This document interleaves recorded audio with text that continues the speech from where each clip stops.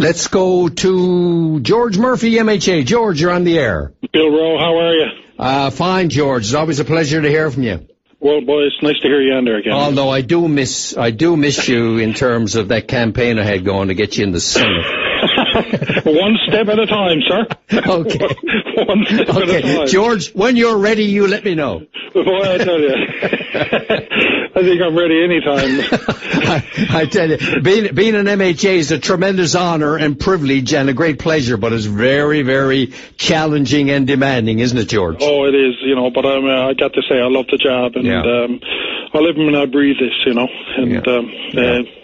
just hopefully it goes on. We'll see what the voters say the next time around. And I think you're making inroads as we speak, my friend. Go right ahead, George. Well, I'm having fun doing it. But anyway, listen, I figured I'd give you a call on oil, because oil is after breaking the news again today, of course, with the downswing in oil prices, and Kathy Dunderdale, the Premier, coming out and saying what she said against high expectations that everybody had when the budget first came out. But I got into this debate with Tom Marshall and Kathy Dunderdale and the whole crowd on the other side of the house about $124 a barrel oil, that they were taking an awful lot of chances knowing where the world situation was right now and what the markets were actually saying back then at the budget debate back in April when we were first talking about $124 barrel oil. And I do a little bit of oil forecasting, I think myself. I think everybody knows that. And I couldn't justify numbers for the price of Brent crude being anywhere over $95 to $100 a barrel average for the year. And now we've got confirmation out of the U.S.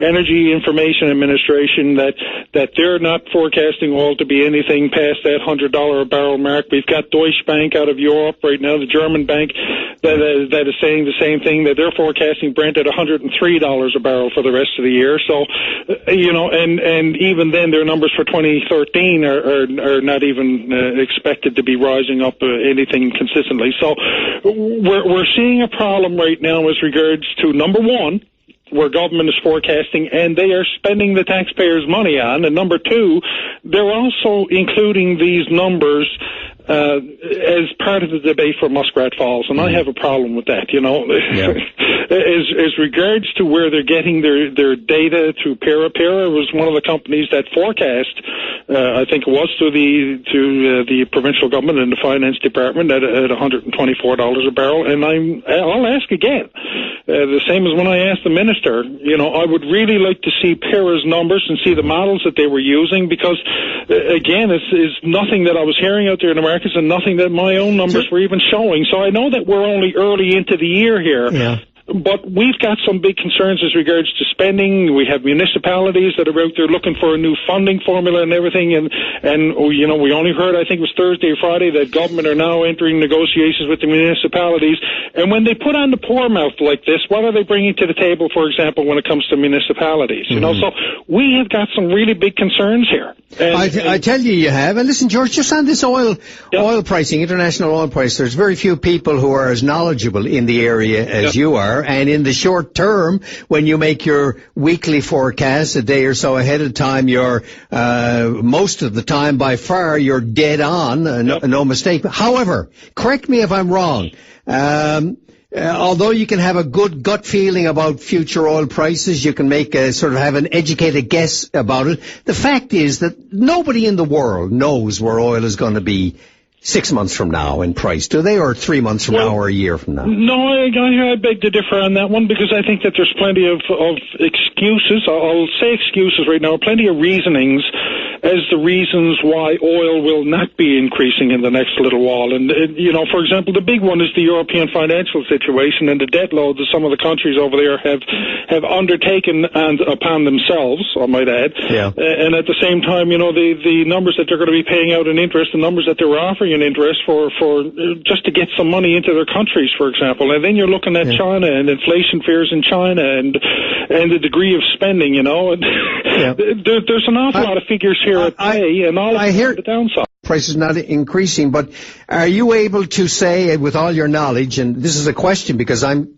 grossly ignorant in the area, this is a genuine, solid question, can you tell from your, with an educated guess or by your vast experience in looking at oil prices internationally, can you tell that a barrel of oil is going to go down to, say, $75 6 months from now based on all those factors you mentioned? Well, whenever you're looking at conditions like that, you look at conditions, too, of other spending and everything like that that's going on, too, and what other governments are putting up with. And at the same time as saying all that, you can get a reasonable picture of the past, what is going to be happening in the future. And that's usually what I do. I look at the past, for example, when it comes to the prediction of heating oil prices, we know that if you don't see a bottoming out effect, for example, for heating oil prices during the summer, we know that there's going to be elevated prices and everything like that during the winter. So it's pretty easy to forecast exactly where prices are going to be pretty much 6 months down the road. Yeah, this summer was a little bit harder with gas prices, but we knew that prices were going to be dropping back to a point that they were actually going to bottom out, and then they were going to start building up again. And the number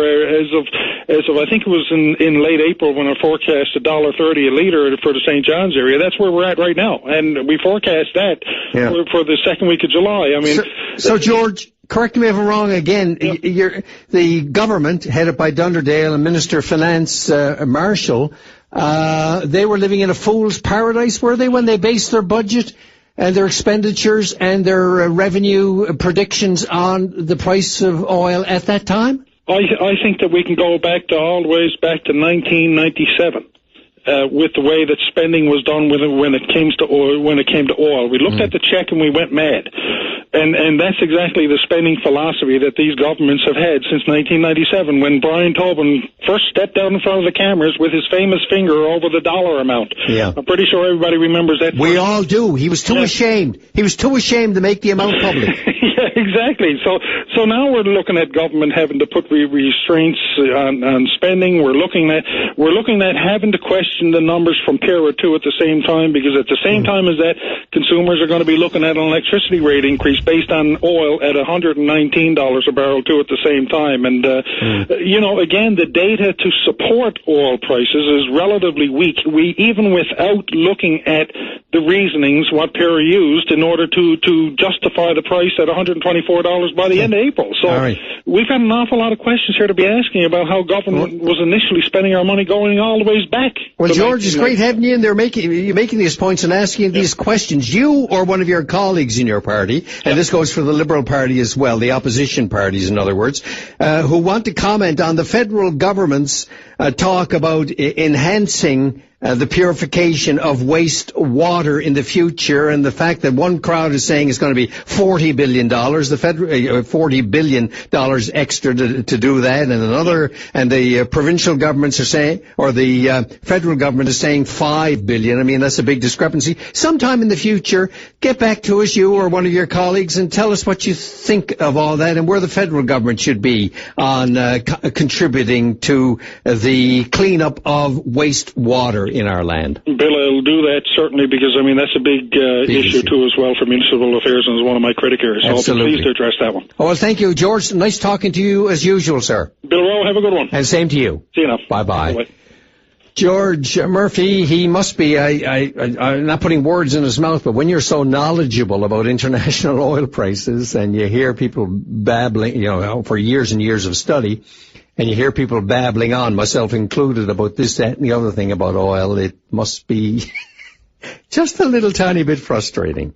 And we certainly invite George and others to jump in and give us their take on things. We'll be right back.